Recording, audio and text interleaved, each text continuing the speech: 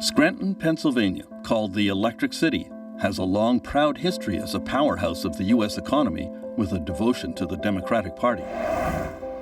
The first electric streetcar system in North America was built here in 1886, and the town was proud of it.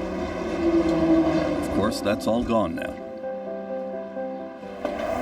Scranton was a major hub for railroad traffic through the American Northeast. Now the old rail station has been turned into a hotel. The passenger trains are all gone.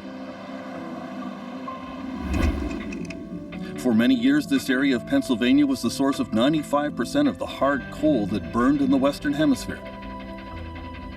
At its peak, 175,000 people worked in the Pennsylvania coal industry. Most of those jobs have disappeared as well. There is still a little bit of surface coal mining in the area, employing a few hundred people.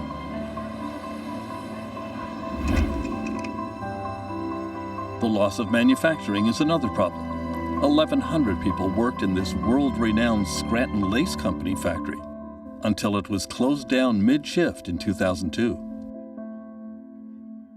The closing down of factories like this one and the loss of mining and manufacturing jobs has devastated the economy of northeastern Pennsylvania.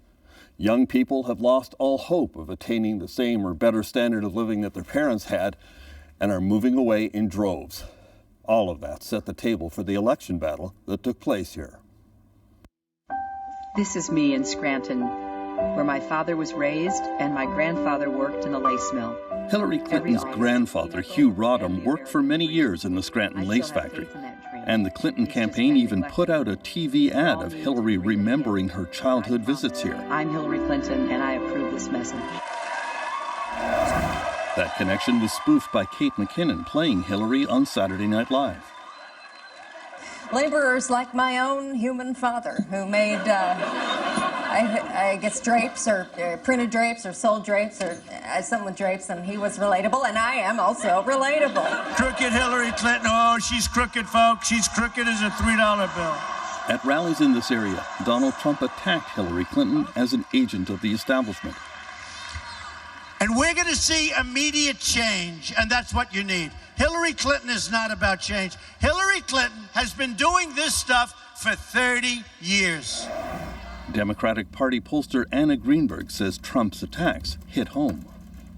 Nobody went to jail after the economic crash. No one from Wall Street went to jail. But if we were to take on the system, and truthfully, that's what people believe. People believe the economic system in this country is rigged against regular people. It is rigged for people at the top. Clinton's Pennsylvania connection didn't seem to win her many fans here. It's back to the best in news talk with Sue Henry. In a post-election discussion on local radio station WILK, host Sue Henry hears one anti-Hillary diatribe after another. She's done nothing but in her public life shown she's just scheming and power hungry. We just trust the government at this point. And when Hillary Clinton totally personified that distrust.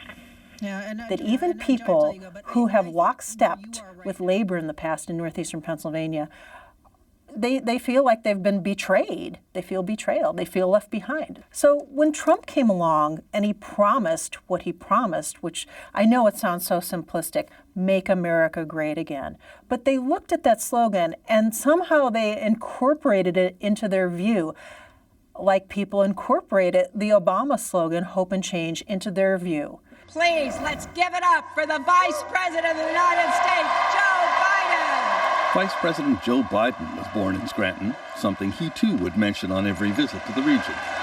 It's good to be home. He too was teased about it on SNL. I grew up there. I love it. It's the single worst place on earth. And yet things seemed to work out much better for the Obama-Biden ticket, which easily carried this area in 2008 and 2012. But now Scranton feels left behind. The unemployment rate is 30% higher than the national average. You can buy a house for $19,000. A remnant of the good old days in Scranton is this coal baron's house that has been transformed into the Lackawanna Historical Society. Amateur historian Bob Sabakinis is one of those lifelong Democrats who lost faith in the party over the last 8 years.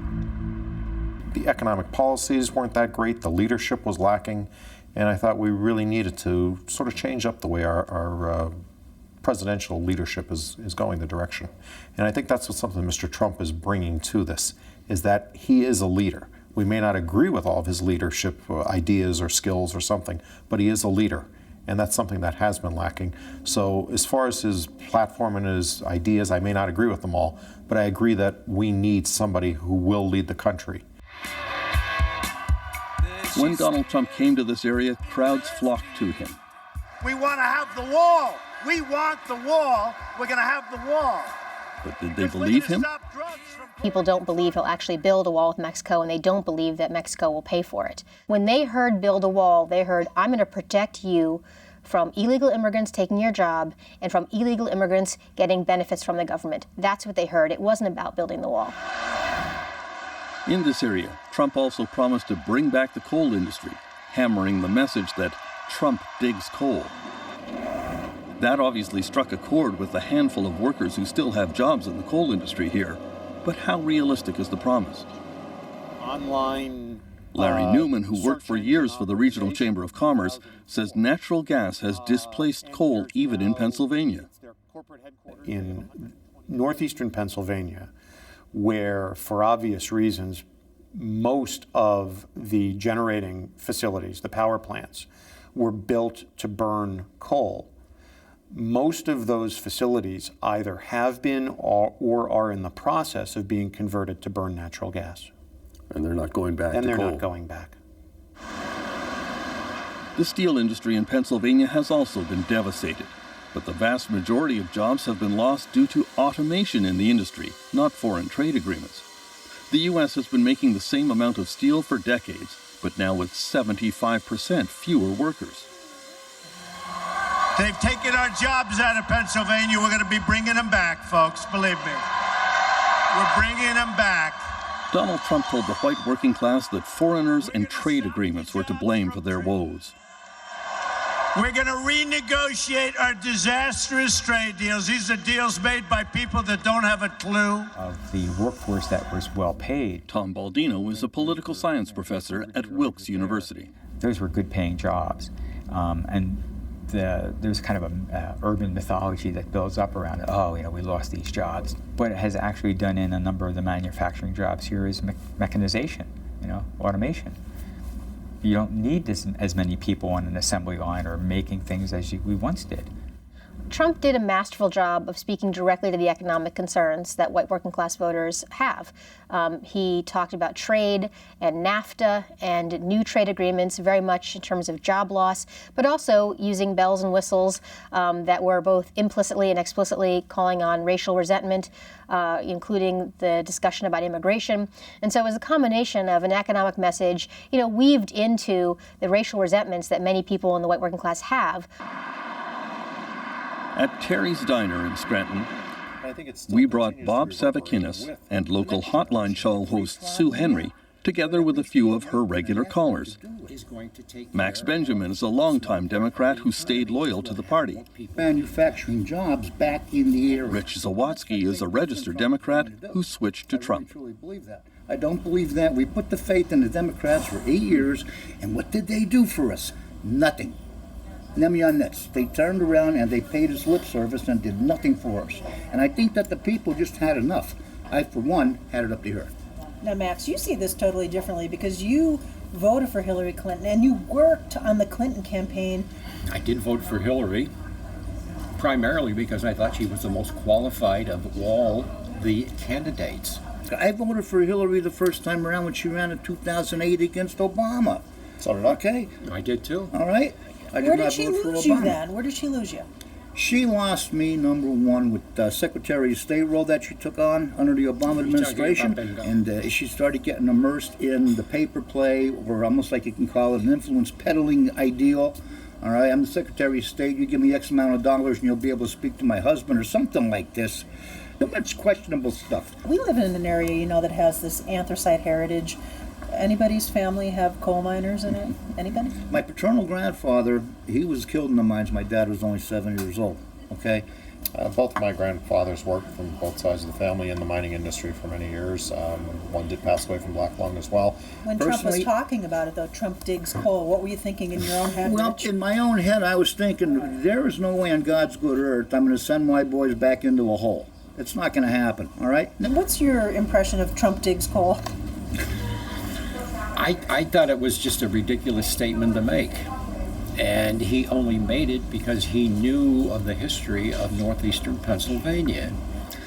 And I said he was nothing but a snake oil salesman. He utilizes tactics to make impressions upon people, and he takes advantage of that. Do you think that Donald Trump can relate to people who are in the middle class like us? He can't. Why, Max? I would disagree with that. Just because, as an employer, he has many people who work for him who are from every class. So I'm sure he's had discussions with them over all these years that he's been in business. He doesn't necessarily live in the ivory tower. He's out on. No, he lives in Trump Tower. Well, of course, but he lives in Palm Beach, Florida. To my point, he seems to be somebody who did resonate with the common man and woman. Is that a false thing? Do you think it's a front? Do you think underneath it all he's gold-plated and elitist, and he certainly doesn't talk like an elitist? So I'll tell you what. You know, if he is, once again, if he is trying to pull the wool over our eyes. Well, he sold you. Well, you know what? Well, no, he didn't sell me. Of course he did. He did not sell me. I went in there with an open mind, okay? I think, after 4 years of a Trump administration, I think the easiest way just to look at it is to see how many jobs were created, how well did the economy improve, did we bring back those jobs back to the United States, are we feeling better about ourselves? He has 4 years to prove himself, and if it doesn't work out, then we're going to elect somebody else. Mm-hmm. So unless he gets impeached. Well, you know what? Suck it up and get used to it. He's going to be your president for 4 years. Hopefully. That's the way it's going to go. He's not going to be impeached. That's wishful thinking. That's never going to happen. No, that's being realistic. If in 4 years you don't see what you want, do you believe the American people will say, you know what, we've had enough of this in 2020? No, with the vengeance. Sure. With a vengeance. With the vengeance, what yes. What does that mean? Yes, what that means is we would turn on him so quick. And people like you, Sue Henry, who are a radio talk show host, if you are a television talk show host, it's going to be Christmas every day. The new Republican Congress is already moving to repeal Obamacare, which will cause many in this area to lose their health insurance. The Republicans also plan to reform Social Security and Medicare for seniors, which could also cause a backlash. What happens if Medicare is privatized? What happens if Social Security is changed so that the value of your check is tied to the stock market or something like that? I think that people will quickly turn on Trump and the Republicans in Congress, because these we're talking working class people here, and there are a great number of senior citizens who are on Social Security and who value their Medicare. And if you touch those basic necessities, people here will go ballistic. Scranton and Wilkes-Barre are typical of the Rust Belt areas that suddenly shifted support to the Republicans. But indications are that if Trump cannot keep his promises to bring back the coal industry and thousands of manufacturing jobs, this area could abandon him just as quickly. For The National, I'm Terrence McKenna in northeastern Pennsylvania.